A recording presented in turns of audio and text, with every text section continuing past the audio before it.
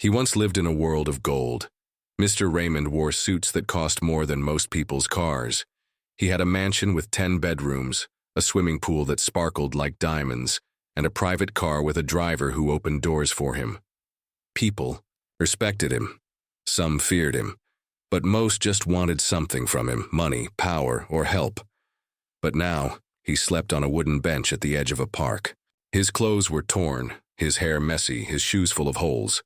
His hands, once clean and smooth, were now dry, cracked, and dirty. Every morning people walked past him and looked away. No one recognized the man who once ran one of the biggest companies in the country. They just saw another homeless man with nothing to offer.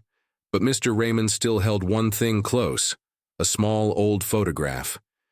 He kept it safe inside his coat, wrapped in a piece of cloth.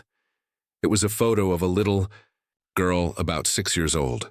She had bright eyes, curly hair, and a wide, warm smile. He looked at that photo every day, and every time he whispered the same words, "I'll find her." Raymond's fall hadn't been slow. It was quick, cruel, and unexpected. It started with Lucas Dane, his business partner. Lucas was clever, charming, and always smiling. Raymond trusted him like a brother. They had built the company together from the ground up. But one day Raymond came to work, and everything was gone. His bank accounts were frozen. His name was removed from company papers. Lucas had tricked him, slowly, carefully, over months, and taken it all. Raymond didn't see it coming. He tried to fight back, but the law was too slow. Lucas had already moved the money, changed the company name, and turned everyone against him. Then came the accident. Raymond's wife, Elena, was everything to him. Soft-spoken, kind, and always full of hope. On the day he lost his company, he also lost her. She was on her way to meet him when a truck hit her car. She didn't survive. Raymond broke inside that day. For weeks he didn't eat. He didn't sleep properly. He stopped talking to people. Soon he couldn't pay for his mansion, his cars, or his staff. One by one they all left. The house was taken by the bank. His belongings were sold. Even his so-called friends disappeared. Within months, Raymond went from billionaire to nobody. Now he lived near a quiet park. He ate from trash cans. Some kind people gave him coins or food, but most just avoided him. He didn't blame them. He no longer looked like the man he used to be. But there was one thing that kept him going. That photo. He didn't know the girl's name. He didn't even know where she lived. The photo had come in a letter with no return address. It arrived at his old office just a week before everything crashed. The letter was short.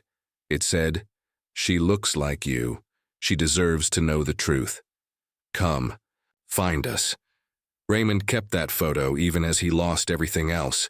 He didn't know if the girl was his. He didn't know if the letter was real. But something inside him said it was important. Very important. One night, while the city lights blinked in the distance and cold wind moved through the trees, Raymond sat on his usual bench. His hands were shaking. He hadn't eaten all day. He pulled out the photo again. The little girl's eyes looked back at him. Soft, pure, full of life. "Who are you?" he whispered. "Are you my daughter?" Tears filled his eyes, but he wiped them away. No one cared about a crying old man on a bench. But something felt different tonight. The wind was colder, the sky darker, and deep in his heart, something stirred hope. He looked at the girl again and held the photo to his chest. "I will find you," he said again. "Even if I have nothing left, I will find you. Because I know you are the reason I'm still breathing." Then, from across the park, a small voice called out, "Hey, mister, are you okay?" He looked up, startled. A little girl stood nearby, around the same age as the one in the photo. She had the same bright eyes, the same curly hair. For a moment, his heart stopped. The sky was turning orange as the sun went down. Mr. Raymond sat quietly on his old bench, holding the photo close to his chest. He had seen many people walk past him in the park, but never had someone stopped like this. A soft voice had asked, "Hey, mister, are you okay?" Raymond looked up slowly. There she was, a small girl standing just a few feet away. Her clothes were old and a little dirty, but her eyes sparkled. Her curly hair bounced when she stepped closer. Her face looked familiar. So familiar it made Raymond's heart beat faster. He stared at her. Not because she was a stranger, but because she looked exactly like the girl in the photo he had kept hidden for so long. Was this her? The girl tilted her head. "You look cold," she said softly. "Want my cookie?" She held out a half-eaten cookie with both hands. Raymond blinked. His mouth opened, but no words came out. He hadn't tasted a cookie in months. But more than that, it wasn't the cookie that warmed his heart. It was her kindness. Most people ignored him. This little girl was different. He took the cookie gently. "Thank you," he whispered. She smiled wide. "My name's Lila. What's yours?" He looked at her carefully. "Raymond." She sat on the bench beside him without asking. "That's a strong name," she said. "Like a lion." Raymond chuckled for the first time in months.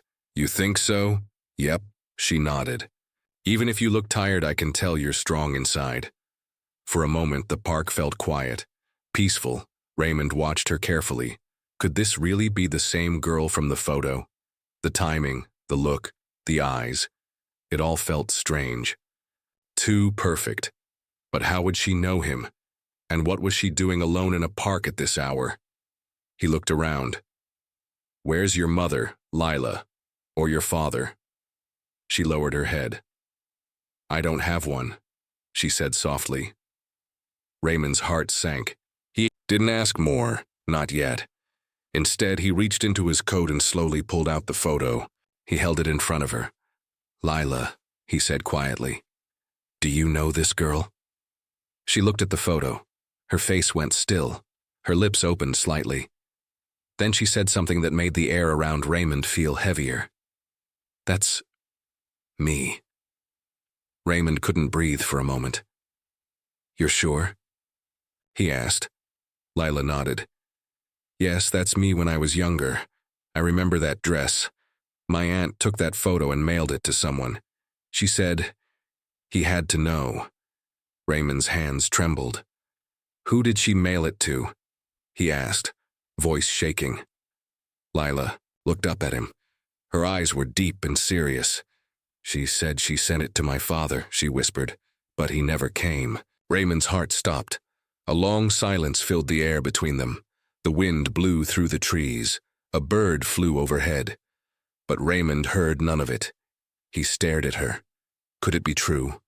Was this little girl his daughter? Lila played with her hands nervously.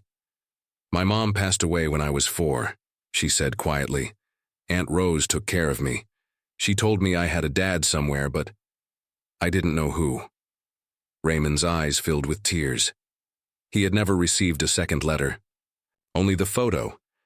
Had he missed his chance, but here she was, sitting beside him, as if fate had finally brought them together. He wanted to hold her, to tell her everything, to say sorry for not coming sooner. But first, he had to be sure. "Lila," he said carefully. Do you know your full name?" She nodded. "Lila Grace White." Raymond closed his eyes. Grace. That was his wife's middle name. He couldn't hold it in anymore. He leaned forward and covered his face. Tears ran down his cheeks. Lila gently touched his arm. "Why are you crying?" she asked, worried. Raymond looked at her with trembling lips. "Because I think I'm your father." Her eyes widened. For a long moment, neither of them spoke. Then she asked, "Really?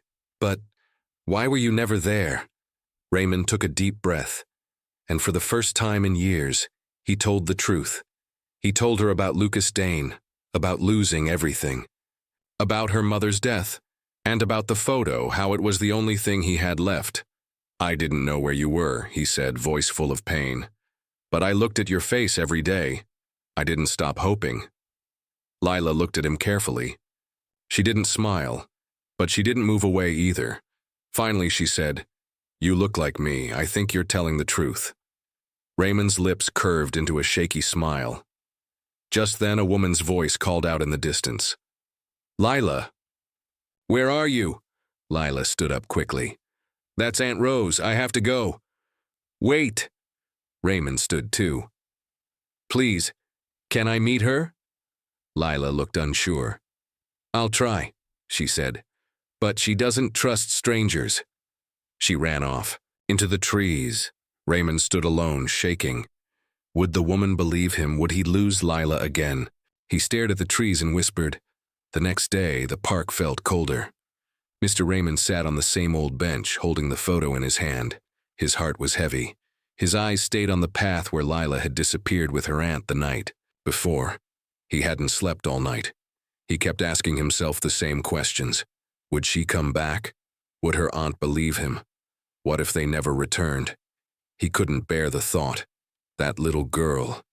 She had brought light into his darkest days.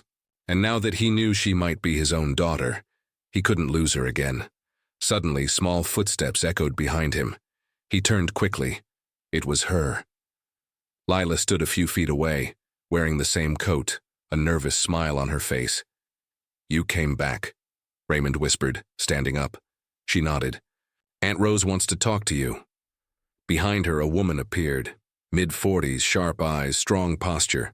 Her face showed both kindness and caution. She stepped forward slowly. "You're Mr. Raymond?" she asked, arms crossed. "Yes," he said, nervous. "And you must be Rose." The woman's eyes scanned him carefully. She looked at the worn-out coat, the dirty shoes, the tired face. "I didn't expect to find a man like this," she said coldly. "You were a billionaire once. Now you sleep on benches. I lost everything, Raymay." Rose looked at the photo. Her face changed, softened. "I sent that picture," she said slowly. "Years ago." Raymond blinked. "You... what?" She nodded. "After my sister, Lila's mother, died in the accident, I found your name in her old papers. I didn't know where you were, but I took a chance. I sent the photo, a letter, everything." Raymond's hands shook. "I never got the letter. Maybe it got lost. Maybe someone took it." Rose sighed. "But you were never there. Lila kept asking about her dad. I told her he didn't care." "I cared," Raymond said, his voice breaking. "I just didn't know. I searched everywhere, but I had no money, no people. Only that photo, for moment." No one spoke. Then Lila stepped between them. She looked up at her aunt. "He's kind. He didn't ask for anything. He just looked at me like I mattered." Rose looked at the child. Her eyes softened more. "I can't ignore the, truth," she whispered. "You do look alike, and she deserves to know where she came from." Raymond nodded. "I want to be in her life, if you let me." Rose stared at him. "Not yet." His heart sank. "Why not?" "I need to know you won't disappear again," she said firmly. "You have to prove you're here to stay." Raymond stepped forward. "Tell me what I have to do." Later that afternoon, Rose made him a deal. "If you want to earn her trust and mine, you need to fix your life. Get on your feet. Show us that you can be someone Lila can look up to." "But how?" he asked. "I don't even have a job." Rose handed him a card. "I know a man. He runs a small repair shop. He's looking for someone who knows numbers, money, and management." Raymond looked at the card. "I used to run entire companies." "Then start with a shop," Rose said. "If you want Lila in your life, this is the first step." That night, Raymond didn't sleep on the bench. He stayed near a shelter, staring at the card. His mind was spinning. Could this be his second chance? Not just to get a job, but to rebuild everything? He thought of Lila's smile, her small hand offering him a cookie. That one moment had changed his life. Now he had a chance to earn it back. The next morning, he walked into the shop. It was old, dusty, and full of broken radios, fans, and tools. The owner, Mr. Conrad, looked up. "You're the guy Rose sent?" "Yes, sir. My name is Raymond." You don't look like much, Conrad said, eyeing his worn coat. But let's see if you're worth something. Raymond spent the whole day organizing the books, managing the old system, and fixing small problems. He even helped a customer with a payment plan. By the end of the day, Conrad was impressed. You've got a good head, he said. You start tomorrow. Raymond smiled for the first time in weeks. That evening he returned to the park. Lila was waiting, sitting on the bench. You look different, she said, grinning. I got a job, Raymond replied. A real one. Does that mean you'll stay? He knelt in front of her. I'm not going anywhere again, he said. Not ever. She hugged him tightly. For the first time in years, he felt like a father again. Mr. Raymond woke up early. His new job at the repair shop had given him purpose again. It wasn't fancy and it didn't pay much, but it made him feel useful. For the first time in years, he felt alive. Each day after work, he walked to the park, and every day Lila waited for him on that same bench with a cookie in hand and a big smile on her face. They talked about everything, her drawings, her school, her dreams. Raymond didn't talk much about his past. He didn't want her to know how dark it really was. But he knew one thing, he wanted to be her father. One evening, Rose invited him to her small apartment. It was clean but simple, filled with books, plants, and Lila's toys. Lila was drawing at the table when Rose called Raymond into the kitchen. I found something, she said quietly, sliding an envelope across the counter. Raymond picked it, up slowly. It was old, yellowed at the edges. The handwriting made his hands shake. It was from his late wife. She wrote this before the accident, Rose said. She gave it to me the day before they left for that final trip. I never meant to keep it from you. But after the accident and your disappearance, I didn't know what to do. Raymond opened the envelope with trembling fingers. The paper, inside, was soft and fragile. He began to read. My dearest Raymond, if you're reading this, it means something went wrong. Please know, I never stopped loving you. But I had to leave. Our daughter needs a life away from the press, the cameras, the fear. She deserves peace. I only hope one day you'll find her, and she'll know the kind of father you are. Love, Claire. Raymond couldn't speak. He sat down slowly, his eyes full of tears. She left. For my sake? He whispered. Rose nodded. Claire never stopped believing in you, and now I see why. That night, Raymond walked back to the shelter, the letter clutched to his chest. Everything was different now. He wasn't just rebuilding for Lila. He was rebuilding for Claire, too. For the love he had lost, for the family he was trying to bring back together. But he didn't know danger was coming. The next morning, the repair shop was busy. Mr. Conrad handed Raymond a box of wires to organize. As Raymond worked in the back, a man in a sharp suit entered the shop. He asked, Do you have a worker named Raymond Carter? Mr. Conrad looked up. Yes, why? The man pulled out a folder and handed it over. He's being investigated, fraud, tax crimes, and possible corporate theft. All from his past. Mr. Conrad was shocked. That can't be right. He's a good worker. But the man left without another word. When Raymond came to the front, Conrad showed him the paper. Raymond turned pale. This isn't true, he said. I never stole anything. It says the investigation was dropped when you disappeared, Conrad said. Now that you've surfaced, they want answers. Raymond felt the floor shake under his feet.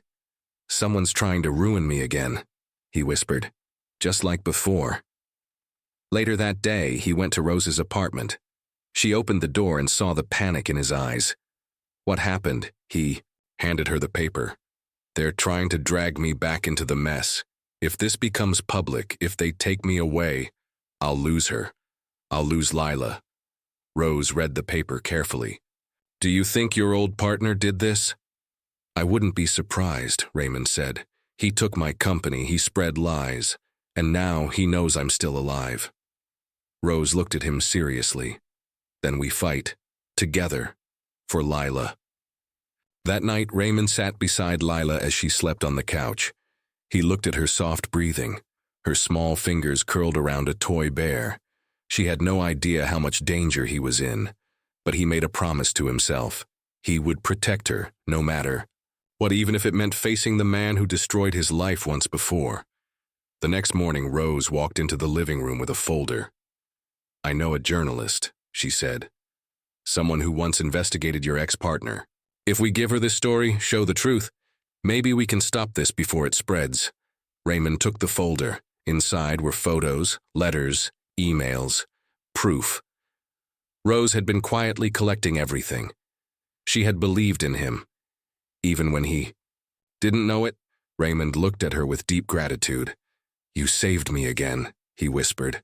"No," Rose said, glancing at Lila. "She did." But just as they prepared to reveal the truth, something terrible happened. Lila didn't come home from school.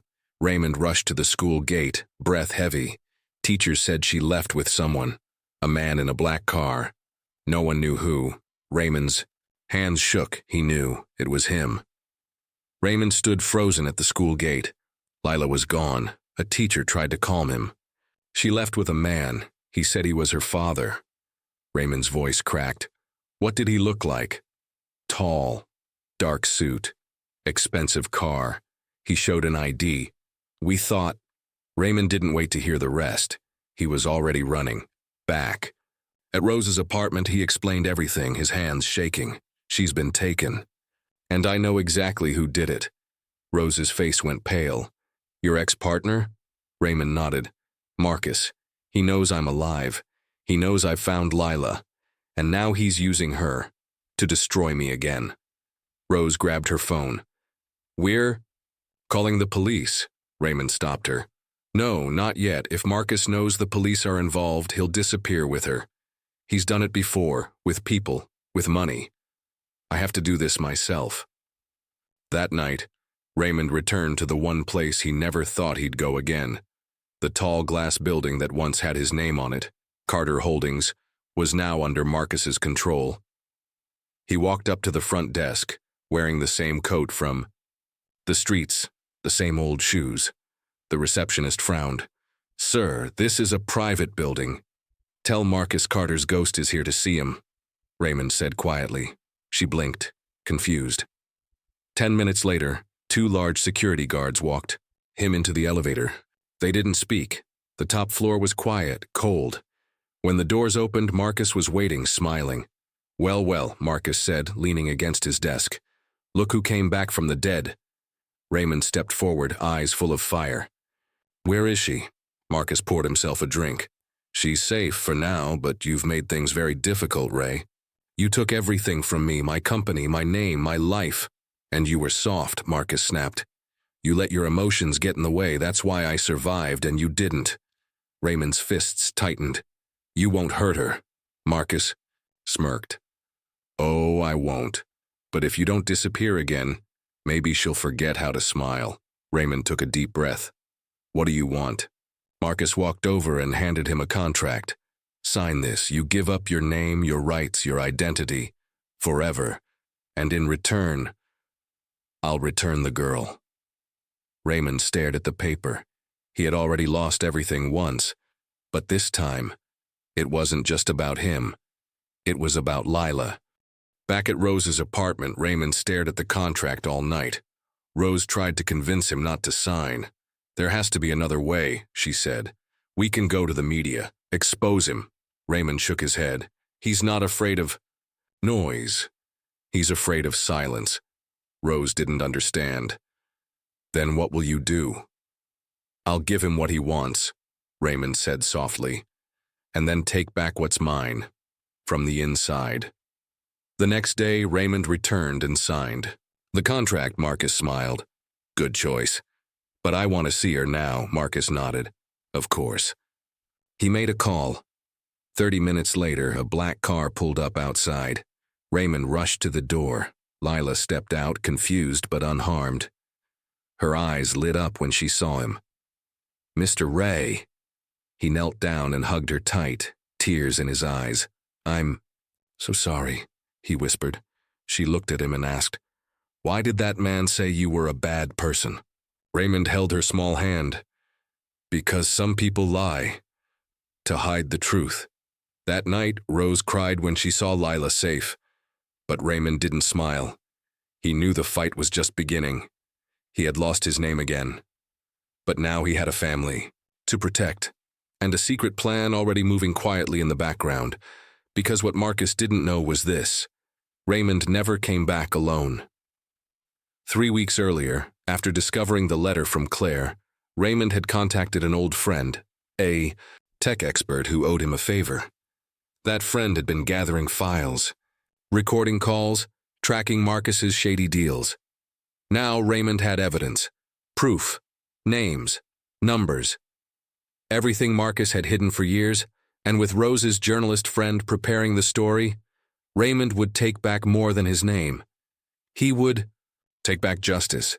But just as things started to fall into place and a new danger appeared, a knock at Rose's door. Late at night, she opened it slowly and gasped. Standing there was a woman with tired eyes, messy hair, and a necklace Rose recognized instantly. Is Raymond here?" the woman asked. Behind her stood a teenage girl. Lila looked up from her coloring book and dropped her crayon. "Mommy," she whispered. The door creaked open slowly. Rose stood frozen as she stared at the woman and the teenage girl beside her. Raymond stepped into the hallway, confused by Rose's silence. Then he saw them too. His eyes widened. His heart skipped. The woman's face was older now. Tired, pale, but still familiar. She wore a silver necklace with a small heart-shaped locket, the same one Claire wore on their wedding day. The woman whispered, "Raymond." He stepped back, shaking his head. "No, you can't be." The girl beside her clutched her hand, frightened. She looked just like Claire. Same eyes, same gentle face. Rose whispered, "Is this your wife?" Raymond couldn't speak. His mouth opened, but no words came out. The woman stepped forward slowly, tears rolling down her face. "I didn't die, Raymond." Marcus lied. Raymond leaned against the wall, breathless. What are you saying?" The woman nodded. "He told me you were dead too." The room fell silent, except for the sound of Lila's soft breathing and the ticking clock on the wall. The woman held the teenage girl close. "This is Ava, our daughter." Raymond's knees gave way. He sat on the couch, covering his face. "But how? I saw the car, the crash, the fire." "I survived," Claire said softly. "Barely. Marcus paid the doctors. He made it look like I died. He kept me away for years. Threatened to hurt Ava if I ever tried to escape." Lila walked up slowly, confused. She looked at Ava, then at Raymond. "I thought I was your daughter," she said, almost in a whisper. Raymond reached for her hand. "You are, sweetheart. In every way that matters, you gave me a reason to live again." Lila nodded but looked at Claire, unsure. Claire walked over and knelt beside Lila. "I've heard so much about you," she said kindly. "Thank you for saving him." Lila blinked. "I didn't save him," Claire smiled gently. "You did, more than you know." That night, Raymond sat with Claire on the balcony while the girls played inside. He couldn't stop staring at her. "I thought I lost everything," he whispered. "You did," Claire said. "But you also gained something. You found Lila, you found Rose." Raymond sighed. "I don't know who I am anymore." Claire touched his hand. "You're the same man I fell in love with, and the father 2 girls now believe in." Suddenly, the front door slammed. Rose rushed in holding her phone. "They know," she said, breathless. "Marcus knows you're alive, Claire. He knows you're here. I just got a warning call from my friend in the press. Someone leaked your return." Raymond stood up. "He's going to come after us." Claire looked at Ava, who had gone quiet. "I have to protect them," she said. Raymond nodded. "We will, I promise." But deep inside he knew Marcus would not give up. He would come back, stronger, angrier, more dangerous. The next morning, the group stayed low. Rose took the girls to a safe place. Meanwhile, Raymond and Claire met with Rose's journalist contact. They showed her the files, emails, bank transfers, medical reports, everything Marcus tried to bury. The journalist, a tough woman named Dana, leaned back and said, "This story will burn cities down." Raymond nodded. "Good. It's time the world sees the truth." Dana raised an eyebrow. "You're ready for war?" Raymond looked her in the eye. "He destroyed my past. He tried to destroy my future. Now, I destroy his mask." But just as Dana prepared the article, something strange happened. Her laptop froze. The files disappeared, all at once. She stared at the screen, shocked. "That's not possible." Raymond's phone rang. An unknown number. He answered. A cold voice came through. "I warned you, Ray. You give me silence, or I take everything. Again." It was Marcus. Raymond clenched his jaw. "You've already taken everything." Marcus laughed.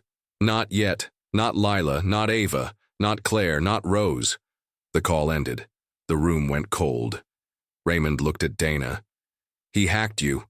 Dana nodded. "He's more powerful than we thought."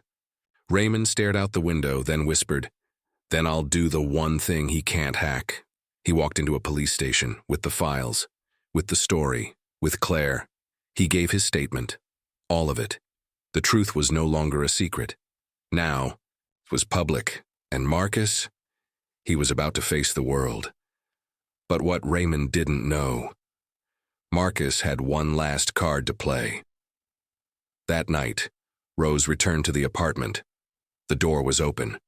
She rushed inside, calling out, "Ray, Claire, girls." Silence. Then, a note on the table. Ava's drawing was torn in half, and the note had just 3 words. The city was silent, except for the soft hum of streetlights and the distant sirens. Raymond stood outside an old warehouse, near the docks. He held the torn drawing in one hand, the pain in his chest growing heavier by the second. Inside that building were the people he loved: Claire, Ava, Lila, and Rose. He had nothing left to lose, except them. He pushed open the metal door slowly. The warehouse was dark, lit only by a few flickering bulbs. His footsteps echoed. Then he heard it, a laugh. Cold, slow, familiar. Marcus stepped out of the shadows.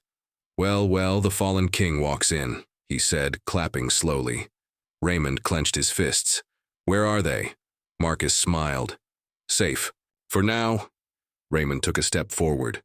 "What do you want?" Marcus raised a flash drive.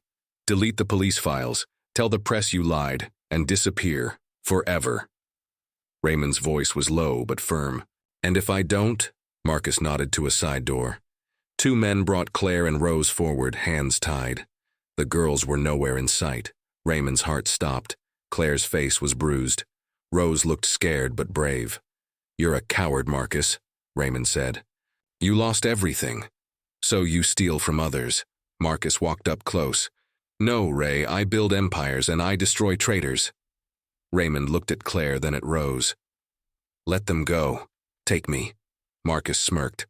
"Why would I do that?" Raymond slowly reached into his pocket and pulled out his phone. "I've already gone live," he said. "Thousands are watching this right now." Marcus froze. "What?" Raymond turned the phone to show the live stream, already being shared online. Dana, the reporter, had set it up just before he entered. Marcus panicked. "You idiot! You'll ruin everything!" Raymond stepped closer. "You ruined lives! Now, the world will know." Marcus screamed and pulled out a gun. "If I go down, you go first." A shot rang out, but not from Marcus. One of his own guards dropped his weapon and stepped back. "I didn't sign up for this." Police sirens wailed outside. Flashlights flooded the warehouse. Marcus ran. But this time, there was nowhere to hide. He was caught before he reached the back door. Claire rushed to Raymond. Rose untied the ropes, tears falling. They were safe. Raymond collapsed to his knees, holding Claire tightly. "I thought I lost you again," Claire whispered. "You saved us." Raymond looked at the sky. The stars looked brighter tonight. Weeks later, news of Marcus's crimes spread everywhere. He was charged with fraud, kidnapping, attempted murder, and more. Raymond's story touched hearts around the world. People who once ignored him now offered help, but he didn't want his old life back. He wanted a new one, with his real family. He bought a small home near the coast. Nothing big, nothing fancy, just warm. He lived there with Claire, Ava, Lila, and Rose. Every morning they had breakfast together. Every evening they watched the sun set as a family. Lila often asked, "Are you still sad, Papa?" Raymond smiled. "Not anymore." She leaned her head on his shoulder. "I'm glad I found you." He kissed her forehead. "No, I'm glad you found me." One day, he visited the same park bench where he once slept. He placed a flower there and whispered, "Thank you," because even in the darkest night, someone had reached out to him, a girl with a small voice and a big secret, a secret that saved his heart and brought back everything that truly mattered.